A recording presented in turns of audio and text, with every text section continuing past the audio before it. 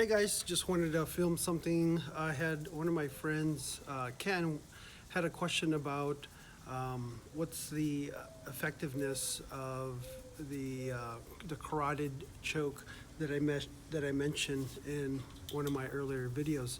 I was talking about closing the carotid on both sides to make an effective choke. Now there's two kind of chokes. There's the air chokes and then there's the blood chokes. The difference between an air choke is that most air chokes, and it's usually banned, either one for law enforcement, but an air choke is more anything that would affect the actual airway, the larynx, basically your esophagus and stuff. There's got to be some sort of physical obstruction there, whether it's a forearm, somebody's got your hand in a choking situation. It takes physical strength to make that choke effective. Now the blood choke is a little bit different. The blood choke is disrupting the actual circulation in the carotid arteries, which basically has a network of, if one side is closed, there's some collateral circulation. And I'll get in detail with collateral circulation.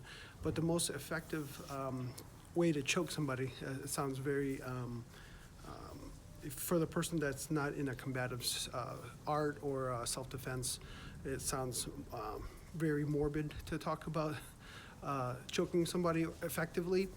But the best way to choke somebody is to basically close the carotid artery, and it's the most efficient, and it doesn't take that much effort. So when you close both carotids, you have a temporary capacitation to your opponent, which knocks them or renders them unconscious. It's easy to revive them with a couple of techniques to get more perfusion to the brain. One of the things I wanted to go over is about collateral circulation, and a way to illustrate that without actually choking myself is our hands. Our hands have also a network. We have a radial and an ulna source of circulation. So if I make a fist and open it out, you can see my hands turn white, and all of a sudden they turn pink.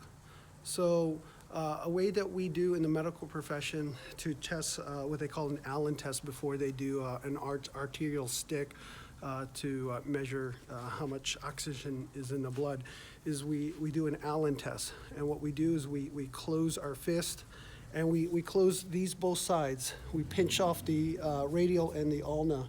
And then when we open it up, the hand continues to stay white. And then when I let go of the radial source, my hand should pink up.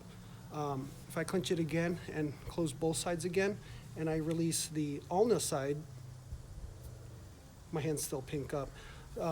So what that means is that either one is release. The collateral circulation basically is a compensation way that the body has the ability to use the network of circulation to perfuse the hand. And we call this an Allen test for respiratory therapists.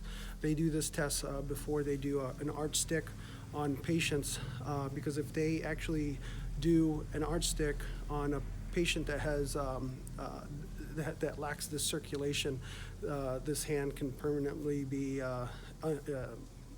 not circulating anymore. They call this the Allen test. The same thing with a blood choke. When you basically apply both radial and ulna, or both left and right of the carotids, and you get a choking feel. So there's no circulation that's going into the hand in this illustration. And what I'm trying to do is make the point that closing both carotid is the most effective way to choke somebody out.